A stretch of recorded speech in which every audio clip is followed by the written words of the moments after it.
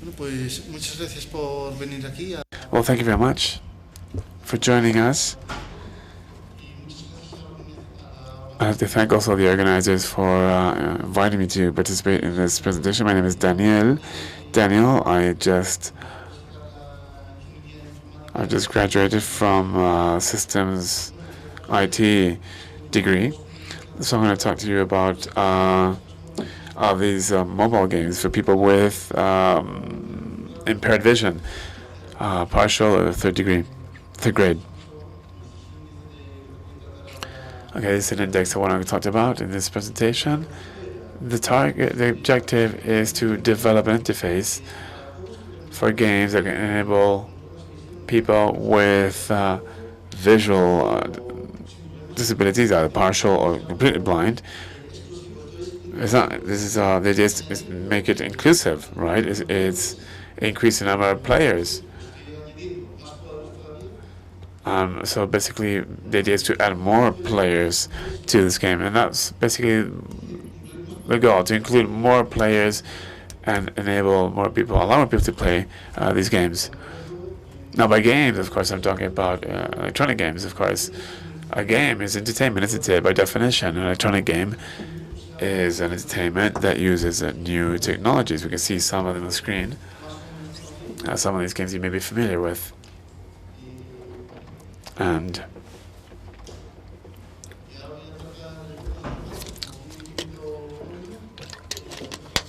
as Begoña said, the interface could be, some of those things you can see. It could be television, it could be sound, or a remote control unit. About 15 years ago, we also have vibration in the remote control unit. That's another signal of what's happening, of course, in the game. That's another input, cognitive input. Then, of course, we have interfaces. We have the keyboard, the microphone, the webcam, the mouse. Again, the iToy and the Game Boy as well as. Then we have the touch screens for mobiles and consoles, and movement recognition. The Wii remote control, which is we're most familiar with. But in the early 90s, there was another interface that failed. It was called the Inter Glove, and that failed. It wasn't successful. Another thing, I programmed this for Android.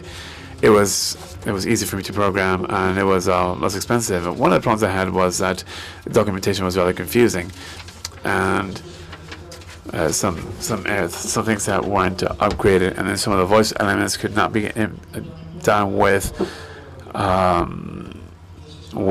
the tools that I had. So those are some of the difficulties that we experienced when we had to do some testing. So what we did is to analyze some of the games that could be adapted, for these kind of projects. Some games are based on menus and text, as you can see in this example. We have the menu with different options. So you click on text, for example, and then you choose the right option, and that develops the appropriate action. So across the top, you can see we have visuals. But on the bottom, we get text. So now, who's attacking who? And so if we can't see it, we can see the text. So we're really looking more at the text than the visual. It's another game. It's a football game.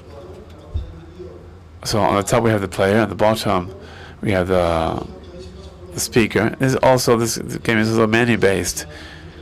Some people like that. Some people don't.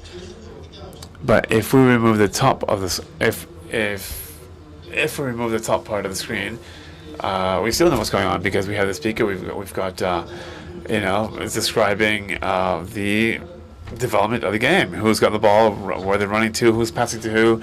Roman gets the ball. T pass to such and such. Kevin scores a goal, and so on. We don't see any visuals, but we got full details of what's happening. And another game, which is Finished Grade. This is about law attorneys. There's a witness that that's standing in court, and at the key moment, we might feel that he's confused and not speaking and not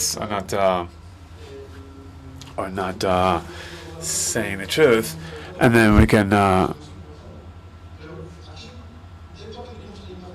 And then you can intervene if you want to. Again, the images, the visuals are not necessarily important. We've got the text at the bottom. So as you can see on screen, if we remove the visual, look at the text, we've got everything. We know exactly what the game's happening. So we've got the games, we've got the text. The next step is to try to develop that interface for people that have that cannot see.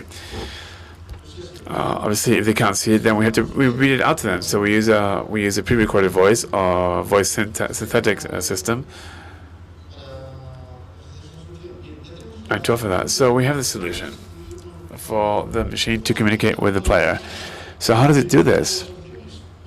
We got two alternatives. One is voice recognition. Speaker speaks, machine interprets. It's got its advantages and pros and cons. But then we also have a button screen that could be, on a telephone or on screen or what have you. But some telephones, in fact, don't have keyboards. So what we do, we create games in text mode for PC. And the director of the project said, look, why don't you do these? Why don't you do this for mobiles? And that's what I did for Android. And we had voice recognition for Android. It's just one button for the entire screen. So I tested this game with a blind tester, and they couldn't find the button. It was difficult for them. So I thought conclusion was the whole screen is a button.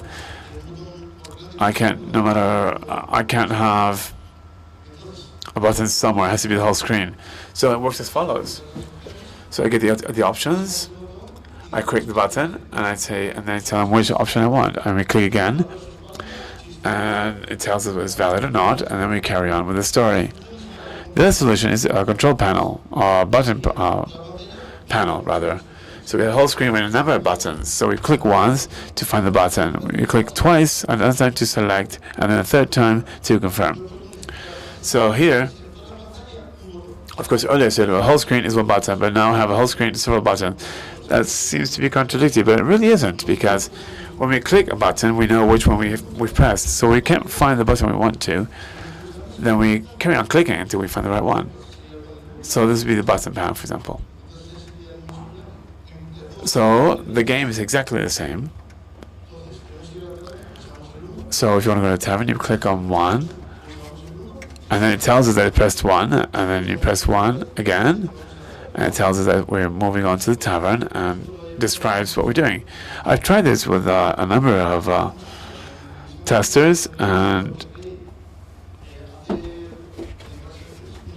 and able to do some activities. For example, I could, for example, go to the store and try and buy something. I may or may not have money for that, but the idea was to try and buy something, or then go to a tavern and accept a mission, and maybe a battle. In the battle, I could lose it, I could win, or I could just run away. So success rate here was 75%. So the younger players, of course, had a greater rate of success. The elderly got confused; they didn't quite understood it. And this is the bar chart illustrating the success of the game. And having said that, I think we've taken a step forward to improve the number of players in this industry. Nintendo, through its movement, people that weren't used to playing video games, this industry can now try and attract more players that could never have played on a mobile phone or on television. And of course, the game is adapted for blind people, but anyone can play with it. If I have, of course, in the case of deaf players, I'd have to develop a different interface, but